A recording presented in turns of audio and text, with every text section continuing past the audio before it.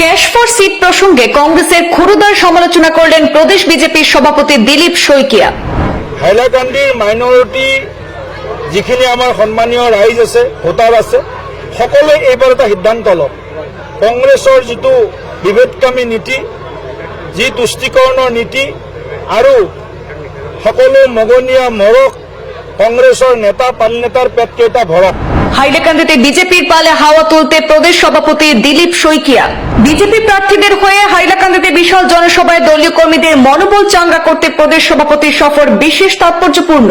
Group সদস্য থেকে আরম্ভ করে আঞ্চলিক পঞ্চায়েত সদস্য এবং জেলা পরিষদ, এই যে ত্রিস্তরীয় পঞ্চায়েত ব্যবস্থা, এটা ডিসেন্ট্রালাইজেশন অফ পাওয়ার, সরকারকে আরো কাছে, জনতার কাছে পৌঁছার জন্য এই ব্যবস্থা। হ্যাঁ, প্রতিনিধি আপনার কি ওয়াই করছেন? আচ্ছা আচ্ছা আচ্ছা, কোথায় গেল উনি? উনি কোথায়? হ্যাঁ, বাসায় ছোট বাচ্চা। আচ্ছা, ঠিক আছে, এই ছোট বাচ্চা আছে, সেই জন্যে মানে এই মিটিংয়ে আসতে পারেনি। সেই জন্য স্বামীর কথাকে পাঠিয়ে শেষ। সবার জন্য এই 8 জন ক্যান্ডিডেটের জন্য আপনারা আশীর্বাদ স্বরূপ একটা জোরদার হাত তালিয়ে দেওয়ার জন্য। পঞ্চায়েত নির্বাচনে হাইলাকান্দিতে জোর কদমে প্রচারে নেমেছে বিজেপি। আজ কালাছড়া এনটি মডেল স্কুলে খেলার মাঠে এক বিশাল জনসভায় অংশগ্রহণ করেন আসাম প্রদেশ বিজেপির সভাপতি দিলীপ শইকিয়া। দলীয় কর্মীদের মনোনয়ন চাঙ্গা করতে এবং ভোটারদের কাছে বার্তা পৌঁছে দিতে এই সফরকে বিশেষ তাৎপর্যপূর্ণ বলেই মনে করা হচ্ছে।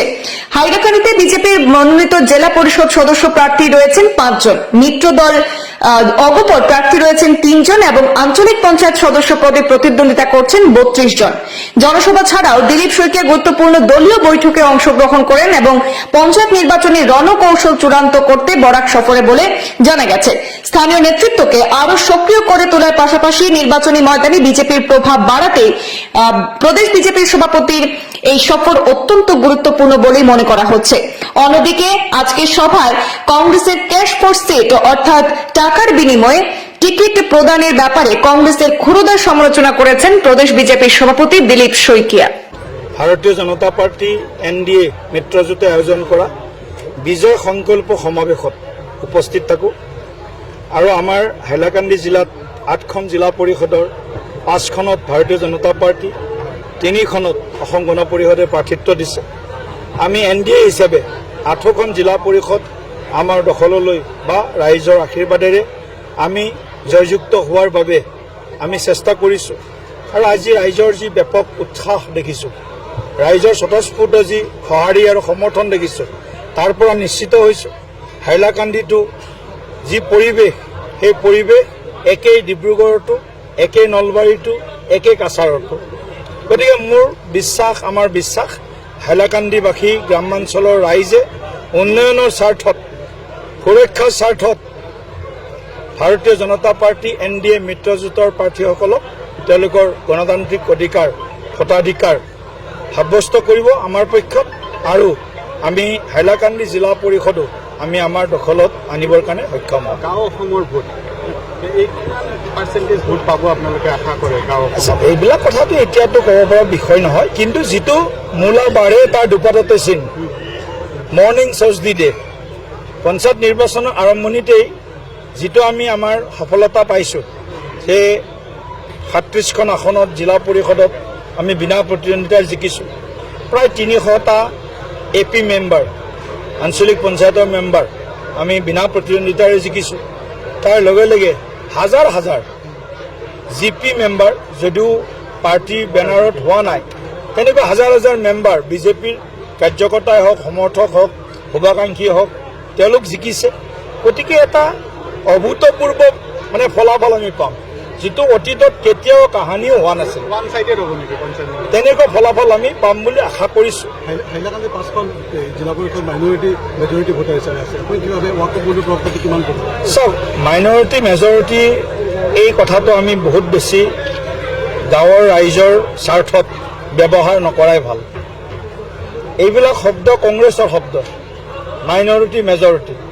কংগ্ৰেছে সদায় মাইনৰিটি মানুহখিনিক ভোট বেংক হিচাপে লৈ এপিজমেণ্ট, তুষ্টিকৰণৰ ৰাজনীতিৰে তেওঁলোকক যিমান শোষণ কৰিছে, বঞ্চিত কৰিছে, ভাৰতবৰ্ষত কোনো ৰাজনৈতিক দল নাই যে মাইনৰিটিক এই ধৰণে তেওঁলোকৰ অধিকাৰ পৰা প্ৰাপ্যৰ পৰা তেওঁলোকক বহুত দূৰত ৰাখিছে। গতিকে মই মাইনৰিটিক মানুহক বিশেষভাৱে অনুৰোধ জনাম, হাইলাকান্দিৰ মাইনৰিটি যিখিনি আমাৰ সন্মানীয় ৰাইজ আছে, ভোটাৰ আছে, সকলোৱে এইবাৰ এটা সিদ্ধান্ত লওক।